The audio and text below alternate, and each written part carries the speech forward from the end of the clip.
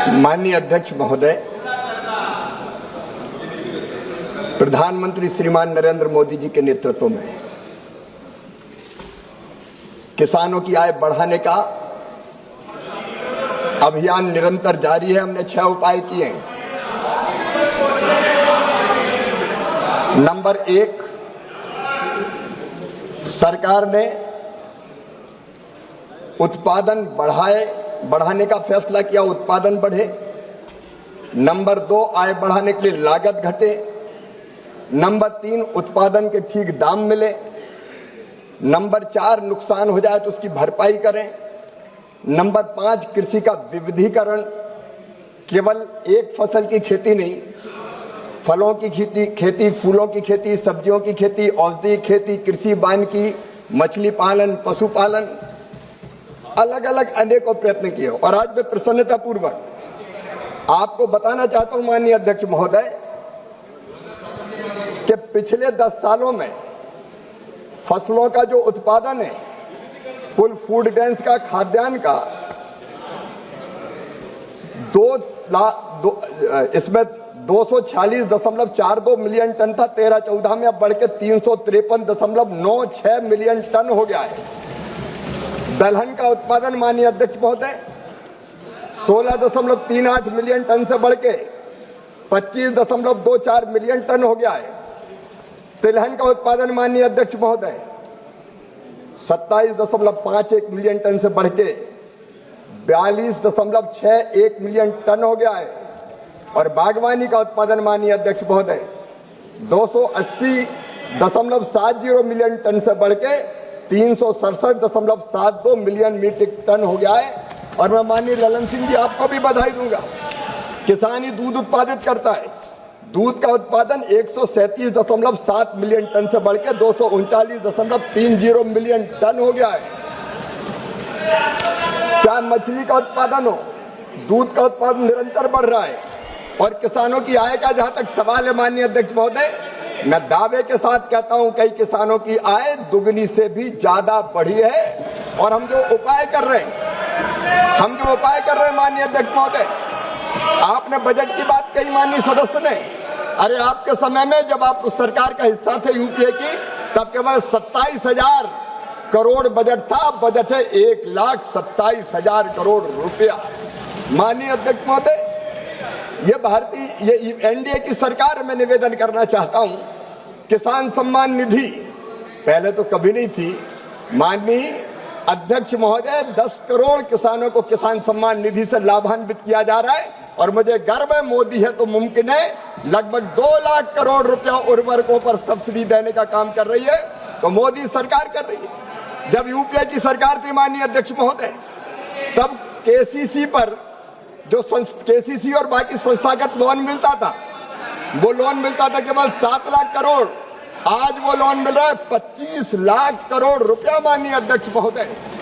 फसल बीमा योजना के अंतर्गत मुझे कहते हुए गर्व है कि ये एनडीए की सरकार है जिसने 35,000 करोड़ रुपए के प्रीमियम के मुकाबले 1,83,000 करोड़ रुपए का क्लेम किसानों के खाते में डालने का काम। आप में किसानों को ड्रिप और स्प्रिंकलर दिए जा रहे, हाउस टेक्नोलॉजी, ग्रीन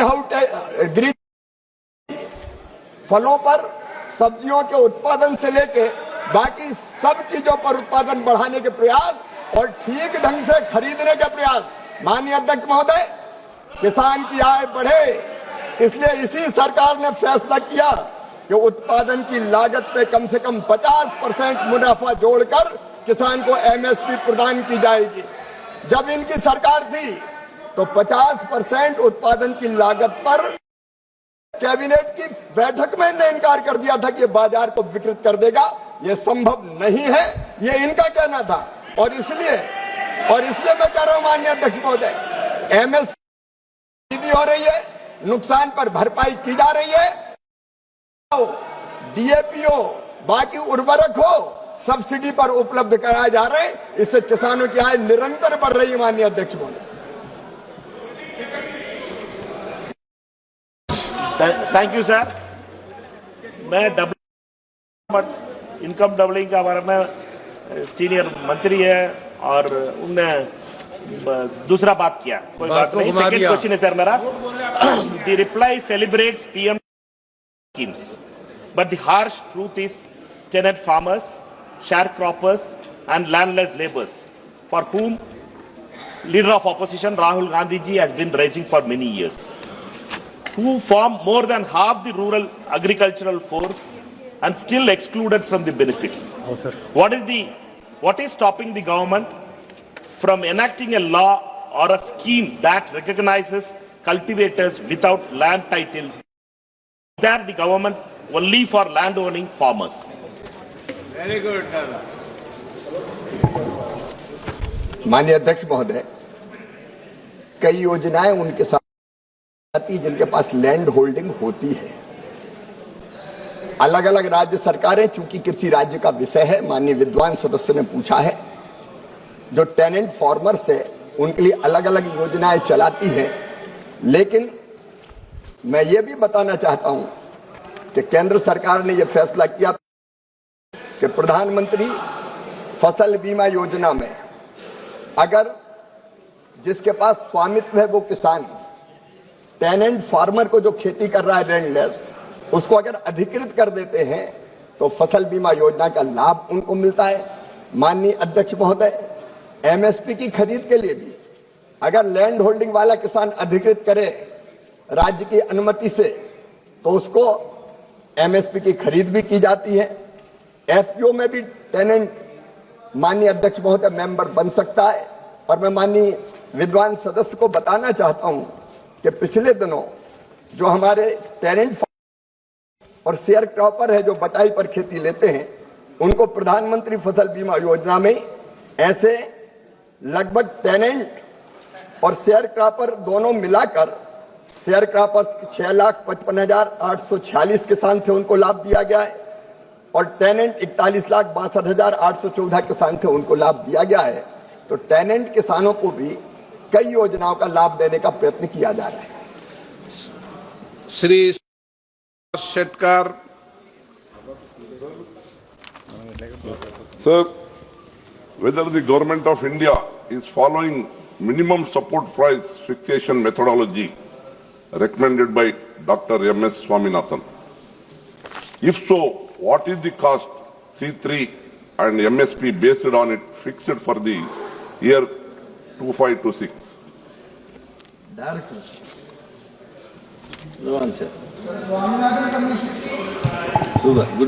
माननीय अध्यक्ष महोदय, मुझे बताते हुए प्रसन्नता है कि प्रधानमंत्री श्रीमान नरेंद्र मोदी जी के नेतृत्व वाली एनडीए की सरकार, जिसने सीधे फैसला किया कि उत्पादन की लागत पर 50% मुनाफा जोड़कर एमएसपी तय की जाएगी, और आज मुझे कहते हुए गर्व है कि 50% जोड़कर ही उत्पादन की लागत पर एमएसपी तय की जाती है, और व्यापक पैमाने पर एमएसपी पर फसलों की खरीद हो रही है।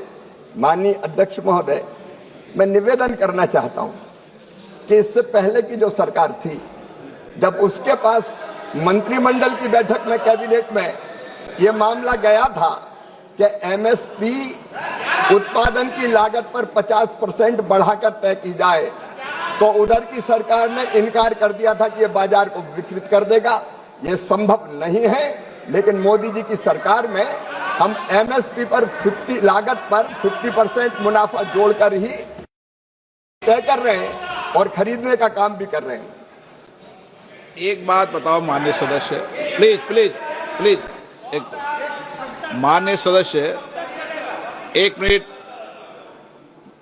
मैंने मणिकम टेगोर जी को 2 प्रश्न पूछने का मौका दिया, फिर भी बैठे बैठे टिप्पणी करते हैं।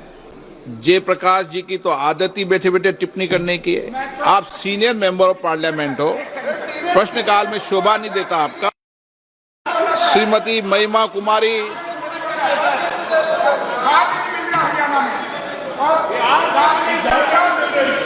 धन्यवाद अध्यक्ष महोदय। बिचौलिया किसान और बाजार के बीच में मध्यस्थ की भूमिका निभाते हैं। हालांकि वो किसानों की फसल बेचने में मदद करते हैं, लेकिन अक्सर मुनाफे का बड़ा हिस्सा वो खुद रख लेते हैं, जिससे किसानों की कमाई बहुत कम हो जाती है। इससे किसानों की सौदेबाजी की शक्ति भी कम हो जाती है।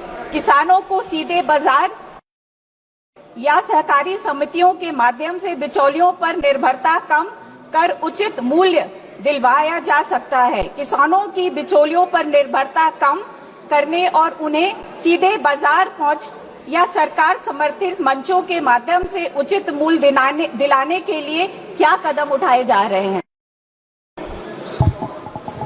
माननीय अध्यक्ष महोदय, मैं माननीय किसान हितैषी सदस्य मेहमा जी को यह बताना चाहता हूं कि एमएसपी पर खरीद का प्रावधान इसलिए किया कि राज्य सरकार की जो नामित एजेंसी उसके माध्यम से किसान की फसल खरीदी जा सके और एमएसपी पर रिकॉर्ड खरीदी हो रही है। माननीय अध्यक्ष महोदय, केवल इतने ही नहीं, दलहन और तिलहन की खरीद के लिए भी एक योजना बनाई गई है। तुअर, मसूर और उड़द ये 100% खरीदी जाएगी एमएसपी पर, यह फैसला सर। और बाकी भी जो फसलें दलहन की हो, तिलहन की हो, उसके भी खरीदने की उचित व्यवस्था की गई है। और इसलिए हम लगातार ये प्रयत्न कर रहे हैं कि बिचौलिए सफल ना हो, किसानों को एमएसपी का जो रेट तय है वो रेट ठीक ढंग से मिल जाए। श्री लालजी वर्मा, संक्षिप्त में। माननीय अध्यक्ष जी, मैं माननीय मंत्री जी से आपके माध्यम से जानना चाहता हूं कि हर बार ये कहा जाता कि हम किसान की आमदनी दूनी कर रहे हैं, लेकिन दूना तभी होगा जब उसका जो लागत मूल है उसका प्रॉफिट मिल सके। विभिन्न कृषि विश्वविद्यालयों में और कृषि फार्मों पर मैं आपके माध्यम से जानना चाहता हूं कि जो लागत मूल्य आती है, क्या उसको आधार मानकर माननीय मंत्री जी 50% उस पर मुनाफा देते हुए कृषि एमएसपी लागू तय करने का निर्णय करेंगे? और साथ ही साथ फर्टिलाइजर की, यूरिया की इस समय कमी है, मान्यवर हर जगह यूरिया कमी है, हम लोगों के जिले में ब्लैक मार्केटिंग हो रही है, तो क्या इस यूरिया की किल्लत को दूर करने का प्रयास करेंगे? फर्टिलाइजर मिनिस्टर जवाब देंगे। माननीय अध्यक्ष महोदय, मैंने पहले भी निवेदन किया, मैं फिर दोहराता हूं कि ये सीएससीपी राज्य सरकारों से चर्चा करती है। उत्पादन के जो विभिन्न,